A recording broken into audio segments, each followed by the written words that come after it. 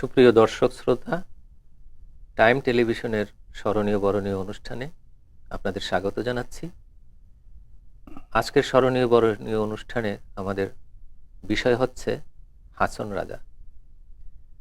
হাসন রাজা নিয়ে কথা বলার জন্য আজকে আমরা যাকে আমন্ত্রণ জানিয়েছি তিনি হচ্ছেন বাংলা সাহিত্যের একজন অন্যতম গবেষক, মুক্তিযোদ্ধা এবং আমাদের সকলের পরিচিত ডক্টর জিয়াউদ্দিন আহমেদ। তার কাছ থেকে আমরা হাসন রাজার সম্পর্কে জানব, অনেক অজানা কিছু জানব। জিয়া ভাই, আপনাকে অনেক ধন্যবাদ আমাদের এখানে আসার জন্য। আমার ডান দিকে আছেন আমাদের সাংস্কৃতিক ভুবনে, বিশেষ করে নিউ ইয়র্কে যিনি সাংস্কৃতিক অঙ্গনে নিরলসভাবে কাজ করে যাচ্ছেন, তিনি হচ্ছেন সীতেশ ধর, একজন প্রবল সংস্কৃতিবান মানুষ। বিশেষ করে নাটকে তিনি তার বিশিষ্টতার বিরাট একটা অবদান ইতোমধ্যে রেখেছেন এবং প্রশংসিত হয়েছেন। আপনাকে স্বাগত জানাচ্ছি আমাদের সঙ্গে যোগ দেওয়ার জন্য। আপনাকে ধন্যবাদ। জিয়া ভাই, আমরা জানতে চাচ্ছি হাসন রাজা সম্পর্কে। আমরা জানি হাসন রাজা বাংলাদেশের সুনামগঞ্জে জন্মগ্রহণ করেছিলেন, এক বিশাল পরিবারে,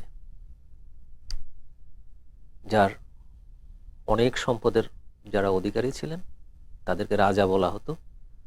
এবং সেই ঘর থেকে হাসন রাজা উঠে আসলেন একজন জ্ঞান সাধক হিসাবে, কবি হিসাবে, মরমী শিল্পী হিসাবে এবং আমাদের লোকজ সংস্কৃতির একজন কিংবদন্তি পুরুষ হিসাবে।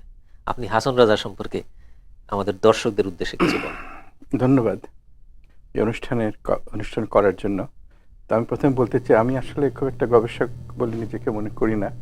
প্রবাসে আমাদের কিছু কিছু দায়িত্ব থেকে যায়, নিজেদের স্বার্থে যখন আমরা অনুভব করি যে আমাদের দেশের অনেক সংস্কৃতি, অনেক মানুষকে আমরা জানি না, তার গান শুনেছি ছোটবেলা থেকে।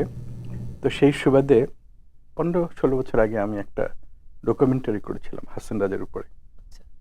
বেশ কিছু করেছে, এর মধ্যে হাসন রাজা একটা। তো ওই সময় কিছু পড়াশোনা করতে হলো, কিছু বই জোগাড় করতে হলো। তো তাতে যেসব জিনিস উঠে এসছে সেটা আমি জানি, এখন মানুষ অনেকে হয়তো জানেন, আমাদের সবার সাথে এটা জানানো প্রয়োজন।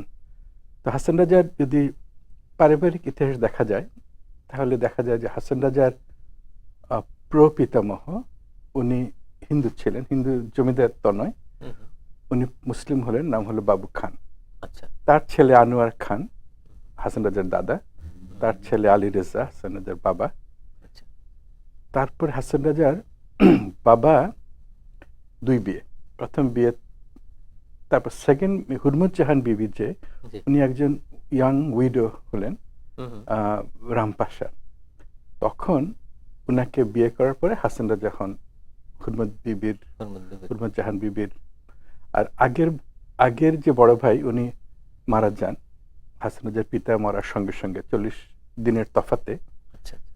তখন 15 বছর বয়সে হাসন রাজা হঠাৎ করে দুইটা জমিদারি, লক্ষণ ছিড়িয়া রামপাশার জমিদারি হওয়ার পরে তার আগে উনি পড়াশোনা করতেন না, উনি ঘুরে বেড়াতেন। ওনার ভাইও কবি ছিলেন, ওনার বোন ওনার থেকে 7 বছরের বড়, সহিফা বানু, উনি মুসলমানদের প্রথম মুসলিম কবি বলা হতো, এবং হাজি বিবি ছিল, উনি খুব ভালো কবিতা লিখতেন, উনি 2-3টা বই বের করছিলেন। কিন্তু হাসন রাজা পড়াশোনা করতেন না। আচ্ছা। উনি কিছু আরবি ফার্সি ঘরে পড়েছেন। তো উনি তখন ওই কবিদের মন যা হয়, উনি সব ঘুরে বেড়াতেন, বন্ধু বান্ধব হইচই করতেন। কিন্তু খুব ডিপ একটা গভীর চিন্তা ভাবনা ছিল তো উনার। 15 বছর বয়স থেকে উনি তখন জমিদারি শুরু করলেন। তখন সবাই মনে করলো জমিদার উনি মনে হয় ঠিক হয়ে যাবেন, কিন্তু উনি কিন্তু জমিদার বাড়লেন ঠিকই, কিন্তু উনি খুব বিলাসবহুল জীবনযাপন করতেন। আচ্ছা। উশৃঙ্খল জীবনযাপন করতেন, এবং সঙ্গীত ছিল সিলেট ও এরিয়াতে সবসময় সঙ্গীতের মাধ্যমে মানুষের ভাবের আদান প্রদান, ধর্ম, সংস্কৃতি এগুলো প্রচলন ছিল। এই জন্য বেশ ওনার সাহায্য হয়েছে। তো উনি নিজে যখন গান লেখা শুরু করলেন তো ধীরে ধীরে উনি পরিবর্তন হতে লাগলেন। তার নিজের মধ্যে পরিবর্তন আসতে হ্যাঁ, লাগলো। আশা থাকলো, কারণ উনি যখন এটা অনুভব করা শুরু করলেন যে এই জগৎ, দুনিয়া এবং পরবর্তী জগৎ, তার মধ্যে যে যে একটা বন্ধন বা মানুষ সেখানে থাকবে এবং পরবর্তী, তো এইসব কারণে যে একটা একটা যোগাযোগ সূত্র আছে, হুম, হুম, এটা অনুভব করা শুরু করলেন। এবং সুফি সাধক এদের সাথে এদের কবিতা গান শুনে উনি আস্তে আস্তে একজন কবি, লেখক, এবং নিজেও গান গেতেন এবং উনি অর্গানাইজ করতেন। হুম, উনি জমিদার ছিলেন, উনি অনেক ধরনের শখ ছিল। উনি পশু পাখি ভালোবাসতেন, হাতির খেদা করেছেন, হুম, হুম। কুড়ে পাখি রাখতেন, সবই ভালোবাসা। উনার যেটা জাগতিক প্রেম এবং ঐশ্বরিক প্রেম, মানে যার মধ্যে ভালোবাসা আছে তার সবকিছুই, সবকিছুই। সবকিছুর মধ্যে তার একটা ইন্টারেস্ট থাকে। তো গভীরভাবে উনি উপলব্ধি করতেন মানুষকে। প্রথম দিকে উনি কিন্তু এসব বুঝতেন না, যার জন্য সহিফা বানুর কবিতার মধ্যে এটাও পাওয়া গেছে যে হাসান রাজা একসময় এতিমদের, গরিব মানুষেরকে অত্যাচার করেছেন, ওদের সম্পত্তি নিয়ে নিচ্ছেন। সহিফা বানু লিখছেন যে হাসান, তুমি এসব করতেছো, তুমি টের পাবে মরার পরে। হুম, হুম। প্রথমে বোন খুব আপসেট ছিলেন, আচ্ছা। পরে যখন হাসান রাজা মানুষকে দান করলেন, মানুষের সাথে যখন উনি বুঝলেন এবং একটা মরমী জগতে ঢুকলেন, তখন ওনার বড় বোনও ওনাকে বলতো আমার ভাই হাসান, তাকে আমি খুব প্রাউড তার জন্য। অর্থাৎ হাসন রাজা, আপনার কাছ থেকে আমরা একটা বড় বিষয় জানলাম, অজানা একটা বিষয়, যে তার জীবনটা ছিল তার যেহেতু তার বাবা খুব, তার কম বয়সে তার বাবা তিনি হারালেন, এবং সেই সময় তিনি পড়াশোনার দিকে খুব একটা খেয়াল ছিল না, একটা অনেকটা উদাসীন ভাব বা এরকম, সাধারণত ডান পিটে ছেলেপেলেরা যা করে এরকম একটা ভাব তার মধ্যে ছিল। কিন্তু তার ভিতরে যেই বিস্ময়কর প্রতিভার আমরা দেখছি, বিশেষ করে সঙ্গীতে এবং কবিতায়, আসলে তো তিনি একজন মরমী কবি হিসেবে আমরা তাকে জানি। এই বিষয়টার এক সবচেয়ে সারস্যার যে বিষয়টি, সেটি যেটি আপনি বলছেন যে মানুষের জন্য কাজ করা, অর্থাৎ সব মানুষের মধ্যে একাত্ম হয়ে যাওয়ার যে তার ভিতরে যে একটা বাসনা কাজ করতো, এই ব্যাপারে আপনি কি একমত? হ্যাঁ, সেজন্যই উনি পরের দিকে যখন উনি কিন্তু প্রচুর দান খরচ করেছেন এবং ছোটখাটো জিনিস নিয়ে চিন্তা ভাবনা করেছেন, এগুলো এসেছে পরে। জি, কারণ মানুষের জীবন তো, জীবন দশাতে যারা গভীরভাবে সবকিছুতে ইনভলভ হয়, এটা অনেক স্টোরি আছে মানুষের, যারা জি। আগে উশৃঙ্খল ছিলেন, পরে তারা আহ, চেঞ্জ, ইহজগৎ সম্বন্ধে রাইট। উদাসীন হয়েছেন। এগুলো জি, কিন্তু তারাই হন যারা এরকম হয়। তো হাসান জি, রাজার ট্যালেন্টটা হচ্ছে যে উনি খুবই ট্যালেন্টেড ছিলেন, যার জন্য উনার যে ফিলসফি, উনি কিন্তু নিরক্ষরের মতো অবস্থা, কিন্তু উনার প্রত্যেকটা গানে, কবিতার মধ্যে, গানের মধ্যে এবং সুরের মধ্যে যে পার্থক্য, এবং উনি ওইটাতে বোঝা যায় যে উনি ঈশ্বরের, সৃষ্টিকর্তার সাথে তার যে একটা বন্ধন, যে হুম, যার জন্য মুক্তি, জি, এই বন্ধনটা আবিষ্কার করার জন্য তার যে একটা প্রচেষ্টা, এটা উনি সবসময় খুঁজে গিয়েছেন। যার জন্য উনি বলছেন যে সংসারের মধ্যে যে স্ত্রী হইল পায়ের বেড়ি, পুত্র হইল খিল, কেমনে পাইব হাসান বন্ধুর সনে মিল। বাহ, মানে উনি জানেন যে এটা মিলতে গেলে যে সংসারের বন্ধনটা একটা বাধা হয়ে দাঁড়ায়। আদা, আদা। এটাও যেরকম ট্রু, সংসারকে ভালোবাসতে হবে, স্ত্রী জি, পুত্রকে, আবার এটা আবার খিলও হতে পারে, এটা একটা অবস্ট্রাকশন হতে পারে হুম, ঈশ্বরের সাথে মেলা। তো হাসান রাজার অনেক ধরনের ফিলসফি, যেটা আমরা, যেমন কি ঘর বানাবো আমি শূন্যের মাথার, শুনলাম। লোকে বলে আমার ঘর বাড়ি ভালো নয়, আমি শূন্যের মাঝে কি ঘর বানাবো। হুম, হুম, এই যে চিন্তাধারা, ওই সময় উনি জন্ম হয়েছে কবে, 1854 সালে। আচ্ছা, হ্যাঁ, রবীন্দ্রনাথ থেকে উনি প্রায় 7 বছরের বড়। হুম, তো উনি, রবীন্দ্রনাথ সিলেটে আসেন কিন্তু 1919 সালে, তখন কিন্তু হাসান রাজা জীবিত, আচ্ছা, কিন্তু রবীন্দ্রনাথ তখন হাসান সম্বন্ধে কিছু জানতেন না। হাসান রাজা মরার পরে প্রভাত কুমার শর্মা নামে এমসি কলেজের এক ফার্স্ট ইয়ারের স্টুডেন্ট, উনি একটা প্রবন্ধ লিখলো মরমী কবি হাসান রাজা। হাসান রাজা নিয়ে, উনি খুব প্রশংসা পেল এমসি কলেজ, মানে সিলেট শহরের জি, সুধীজনের কাছে। হুম, তো উনি ওটা নিয়ে চলে গেলেন রবীন্দ্রনাথের কাছে, হুম, কি 8টা কবিতা রবীন্দ্রনাথকে দিলেন। তো 24 সালে, হুম, 25 সালে তখন অল ইন্ডিয়া ফিলসফির কনভেনশন, রবীন্দ্রনাথ কিন্তু সভাপতি। হুম, রবীন্দ্রনাথ তখন অবাক হলেন, তখন উনি প্রথম বললেন যে আমি গ্রাম্য একজন কবির কাছ থেকে এত বড় ফিলসফি পেলাম। ফিলোসফিতে দুইটা কবিতা রবীন্দ্রনাথ উল্লেখ করলেন। পরবর্তী 1930-তে অক্সফোর্ডে হিউবার্ট লেকচারে উনি এটাই বলেন। দুইটা, একটা কবিতা হচ্ছে, যে আমি মুখস্থ নাই, আমি এখান থেকে বলি, নিয়ে এসছি, যে মম আখি হইতে পয়দা আসমান জমিন, মানে আমার চোখ থেকে আসমান জমিন নাকি পয়দা হয়েছে। কর্ণ হইতে পয়দা হয়েছে মুসলমানি দিন, আমার কান থেকে ইসলামিক দিন মানে কোরআন শরীফের রিসাইটেশন এগুলো তৈরি হয়েছে। শরীর করিল পয়দা শক্ত আর নরম, আর পয়দা করিয়াছে ঠান্ডার গরম। নাকে পয়দা করিয়াছে খুশবু আর বৎপয়, আমি হইতে সর্বপত্তি সর্বপত্তি হাসান রাজা কয়।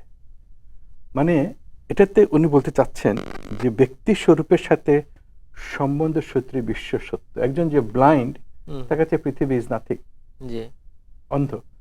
তো আমার যে পৃথিবীতে কি হচ্ছে না হচ্ছে, এটা ব্যক্তি স্বরূপের সত্যের সাথে যে মিল, তো এটা রবীন্দ্রনাথ আগে কোনোদিন হয়তো চিন্তা করেন নাই বা দেখেন নাই। তো এটা নিয়ে উনি খুব ইমপ্রেসড হলেন। আরো অনেক কিছু আছে, কিন্তু এই কবিতাটা রবীন্দ্রনাথকে দোলে দিয়েছিল। আরেকটা কবিতা হচ্ছে যে শাশ্বত পুরুষ ভিতর থেকে বের হয়ে তার নয়ন পথে নিজের শরীর থেকে বের হয়ে আমি আমারে দেখি।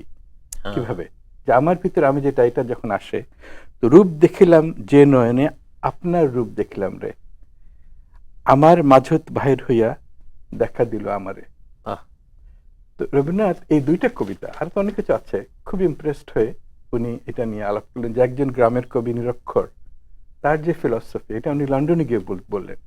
তো আমরা যদি হাসান রাজার গানগুলো, কবিতাগুলো বিশ্লেষণ করি, তাহলে যে ফিলসফি আমরা পাই, এটা যদি গভীরভাবে উপলব্ধি করতে, আজকে কেন হাসান রাজা, লালন শাহ তারা বারবার উঠে আসছে, কারণ তারা মানুষের ফিলসফি, মানুষের ধর্ম, মানুষের বোধ সবকিছুকে টাচ করেছে।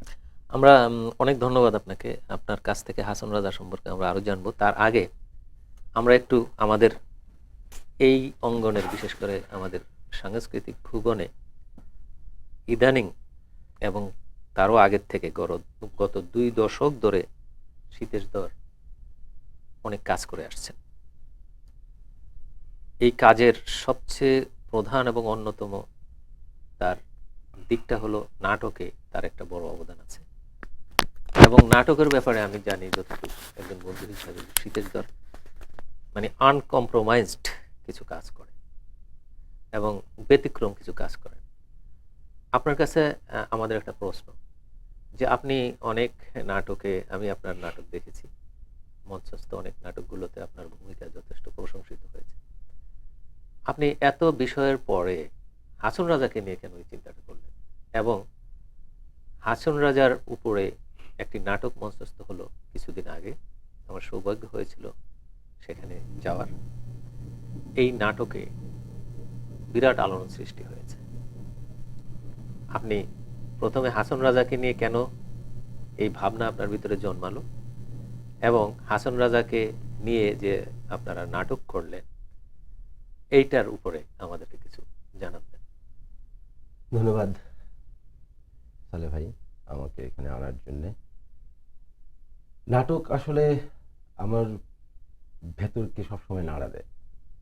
সাংস্কৃতিক অঙ্গনের সব জায়গার মধ্যে আমি ছিলাম, কিন্তু সবসময় কেন জানি ওই নাটকটি আমাকে খুব বেশি টানে, যে কারণে নাটকটাই বেশি করা হয়েছে আমার। আর হাসন রাজা আপনি বলছেন, আমার ফোকের প্রতি আলাদা একটা টান, সেটি গান হোক, নাটক হোক, যা কিছু হোক, ফোকের প্রতি আমার অন্যরকম একটা টান। আমি কখনো কখনো নিজে নিজে গান শুনি, গান শুনে হয়তো নিজেই চোখ দিয়ে পানি পড়ছে, আমি টেরও পাই না, এরকম হয় আমার প্রতিনিয়ত। সো সেই ফোকের টান থেকেই আমার মূলত ওই চিন্তাটা আসে। পাশাপাশি যেটি হচ্ছে যে ইশরাত নিশাত, আমার এই হাসন রাজা নাটকের ডিরেক্টর, যিনি বাংলাদেশের দেশ নাটকের ডিরেক্টর, তিনি ওই কাকতালীয়ভাবেই এই ঘটনাটা ঘটলো আর কি। তিনি আমাকে বললেন যে হ্যাঁ, আমি একটা স্ক্রিপ্ট পেয়েছি, এটা নিয়ে কাজ করছি, আমি আপনাকে জানাবো। তো বললাম কাকে নিয়ে? হাসন রাজা। আমি খুবই তখন মানে কাকতালীয়ভাবে আমার ইয়ের সাথে মিলে যাচ্ছে। আর এটা কেন হয়েছে এটা আমি এটাও একটু বলতে চাই, যে কাজ তো আমি করছি এখানে, প্রতি বছরই কোনো না কোনো একটি প্রোডাকশন করছি, এবং নিউ ইয়র্কে প্রতি বছরই প্রোডাকশন হচ্ছে, বিশেষ করে জামাল ভাই কাজ করছেন, হারুন ভাই, মুজিব বিন হক অনেকেই কাজ করছেন। তা আমার কেন মনে হয়েছে যে আমরা একটি ধারার মধ্যে বেশ 1 দশক ধরে আটকে আছি। নাটকের কথাটা আমি যেটা বলছি, যে নাটকগুলি হয়তো আমরা করছি, এই নাটকগুলি কিন্তু আর এখন খুব একটা হয় না, নাটকের ধারাটা চেঞ্জ হয়ে গেছে। তো আমরা যেগুলি করছিলাম এগুলি আসলে আরো 30-40 বছর আগে যে প্যাটার্ন ছিল, সেই একই প্যাটার্ন আমরা মেনটেন করছি। তো সেই কারণে আমার এটাই মনে হয়েছে যে আমি দর্শকদেরকে আসলে একটু নতুন কিছু দিতে চাই, একটু চেঞ্জ আনাতে চাই, মডার্ন নাটকটা একটা ছোঁয়া দিতে চাই। সেই কারণে নিশাত আপার সাথে যোগাযোগ হলো এবং উনি রাজিও হলেন যে উনি আসবেন। সে কারণে আমার একটা বিশাল একটা সাপোর্ট আমি পেলাম যে উনি আসবেন, এবং স্বাভাবিক কারণেই বুঝতেই পারছেন যে আমি কোনো সংগঠনে নাই, আমার নিজের কোনো সংগঠন নেই। সো সাহস করে এগিয়ে গেলাম। আজকে জিয়া ভাই আছেন, জিয়া ভাইয়ের সাথে কথা হয়েছে, এখানে রানা আপা, ওনার সাথে কথা বলেছি, কথা বলে ওনারা সবাই বললেন যে করো। সো সেই আশ্বাস থেকে, এবং আপনারা শুনেছেন যে পরবর্তীতে জালালাবাদ অ্যাসোসিয়েশন তারা আমাদেরকে সহযোগিতা করে তারপরে তো নিশাত আপা আসলেন, আমরা রিহার্সেল করলাম এবং অত্যন্ত সংক্ষিপ্ত সময়ের মধ্যে কিন্তু কাজটি আমরা করলাম। ইউজুয়ালি আমাদের 6 থেকে 7 মাস 8 মাস রিহার্সেল করে আমরা শো করি, এটা করলাম প্রায় 6 to 7 উইকস রিহার্সেল করে। এবং আমাদের পুরো পারফর্মার হিসেবে ছিলেন প্রায় 20 থেকে 22 জন পারফর্মার। তো এই সময়ের মধ্যে করে উপস্থাপন করলাম, এবং আমরা এইবার একটা মেইন স্ট্রিম স্টেজে করলাম, আপনারা নিশ্চয়ই দেখেছেন যে কুইন্স থিয়েটারে। তো মূলত আপনার যে প্রশ্নটি ছিল যে ফোকের প্রতি আমার একটা টান, সেই টান থেকে কাকতালীয়ভাবে আমার ডিরেক্টরের চিন্তাটা মিলে গেছে, মিলে গিয়ে আমি সেটাকে লুফে নিয়েছি। লুপে নিয়ে এটা খুব একটা আপনাকে স্বাগত জানাচ্ছি।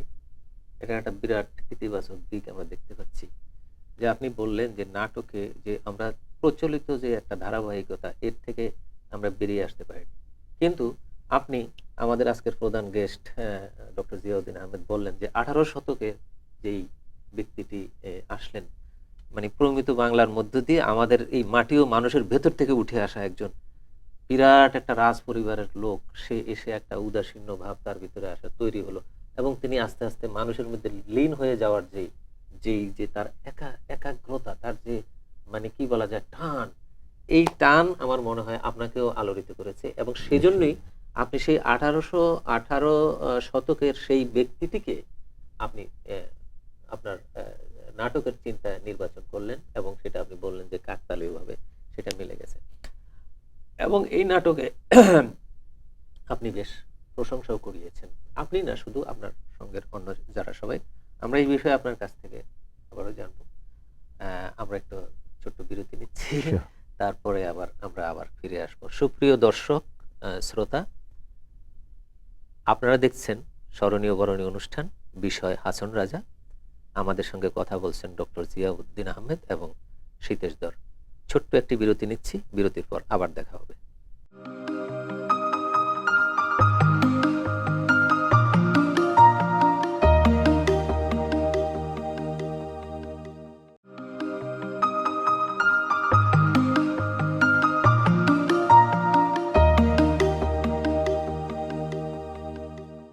সুপ্রিয় দর্শক শ্রোতা, বিরতির পর আমরা আবারও ফিরে এলাম। আমাদের আজকের বিষয় হলো হাসন রাজা। আমরা কথা শুনছিলাম আমাদের একজন স্বনামধন্য বুদ্ধিজীবী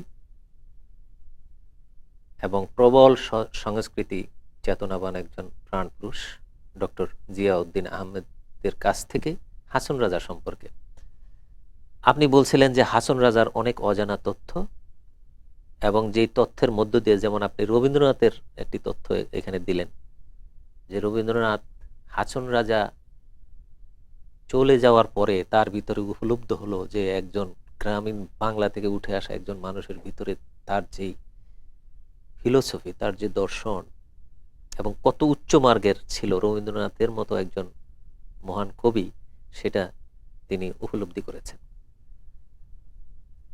এবং আমরা জানি যে আপনি হাসন রাজা সম্পর্কে আপনার অনেক স্টাডি আছে, আপনি গবেষণা করছেন, নট অনলি হাসন রাজা, অনেক কিছুর উপরেই। তো হাসন রাজা আপনাকে কতটা আলোড়িত করেছে এবং কেন করলো?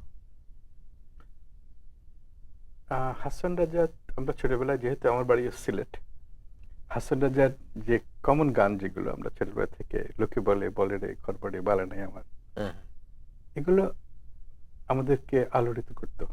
আচ্ছা, হাসান রাজার সব গানগুলো আলোড়িত করতো। তখনও সবাই বাইরে এটি গেত না। তা আমাদের সিলেটের আবার, সিলেটের একটা বিশেষত্ব আছে, সেটা হচ্ছে আপনারা অনেকে জানেন না যে 1875 সালে সিলেটকে বাংলা থেকে কেটে আসামে দেওয়া হলো। আচ্ছা, তখন প্রভিন্সের নাম ছিল বেঙ্গল, আসাম, উড়িষ্যা। জি, তো বেঙ্গল থেকে কেটে সিলেটকে দেওয়া হলো আসামে। আসামে। সিলেটে কিন্তু বাঙালি, জি, কিন্তু বেঙ্গলে আর থাকলেন না, প্রভিন্সের নাম হলো বেঙ্গল। তো এই জন্য সিলেটিরা, নন সিলেটি যারা, তাদেরকে বাঙালি হলে তাদেরকে বেঙ্গলি বলে। এটা কিন্তু বাঙালি না, এটা জিওগ্রাফিক্যাল। কিন্তু সিলেটিরা কিন্তু নিজেদেরকে আর আসাম, বেঙ্গল থেকে সরে যাওয়ার পরেও তারা তো বাঙালি, তা অবশ্যই। আসামি বলতে পারতেন না। আসাম একটা সেপারেট জাতি। জি, জি, ইভেন রবীন্দ্রনাথ যখন আসলেন শিলংয়ে, উনি মনে করতেন সিলেটের মনে বাংলা জানে না। আচ্ছা, অনেকে কিন্তু ভুল ধারণা ছিল। ওয়ারেস হাসান রাজা বা সিলেটে ওই সময় যে সাহিত্য চর্চা করেছেন, জি। সুন্দর বাংলার সাথে করেছেন। তো এই জিনিসটা অনেকে বুঝে না। এবং সিলেটে সেটা খুব উচ্চ মার্গের এবং উচ্চ মার্গের, যে এবং আজকে যেটা গবেষণা করছেন আপনারা অনেকে অনাগত, তারাও গবেষণা সৈয়দ করবেন। মুস্তফা আলী, উনি শ্রেষ্ঠ কথা সাহিত্যিক বা ছিলেন। আপনার শান্তিনিকেতনের স্টুডেন্ট ছিলেন। জি, ফ্রম সিলেট। তখন জি। সিলেট বেঙ্গল ছিল না, সিলেট ওয়াজ আসাম। ও আচ্ছা, আচ্ছা, হ্যাঁ, তো হ্যাঁ, ওই যে বাংলার যে ব্যাপারটা, এটা আরেকটা আমি নিয়ে আসলাম অন্য একটা জি, জিনিস, যেটা অনেক সিলেটেরও জানে না। আমরা নন সিলেটি কি বেঙ্গলি কেন বলি, ওরা মনে করি আমরা মনে হয় বাঙালি না, আমাদের মনে আরেকটা ভাষা আছে, ভাষা এসব আছে। মানুষ কনফিউজ করে ফেলে। But that's on the point. Hasan রাজা বা সিলেটের যে, সিলেটের একজন আরেকজনের প্রতি খুব বেশি একটা ভালোবাসা আছে। কেন? ওই সময় যেহেতু আমরা মাইনরিটি ছিলাম, আমরা জি, আসামিও না, আবার বেঙ্গলিও না। হুম, হুম, আমাদের দেখা হতো শিলংয়ে, গুয়াহাটিতে ট্রান্সফার হতো, বাংলার সাথে দেখা হতো যে ক্যালকাটায়। কারণ ওই জন্য সিলেটের একজন আরেকজনের সাথে আত্মীয় স্বজন বিয়ে হতো, হয়তো সব সবার কিন্তু একটা ফ্যামিলির মতো। জি, এবং সিলেটের কেন সিলেটি কথা বলে সবার সাথে, কারণ বাংলা কথা বলার দরকার নেই, কারণ আসামে কথা বলতে হবে আসামে, না হলে সিলেটি। কলকাতা। তো এসব কারণে অনেক জিনিস আছে যেটা কালচারালি ইন্টারেস্টিং, যেটা অনেকে জানেন না। তো আমরা তখন মনে হতো যে বাঙালিরা, যারা বেঙ্গলিরা নন সিলেটরা, মনে করতো সিলেটিরা মনে হয় বাংলা ভাষার মধ্যে কম জানেন।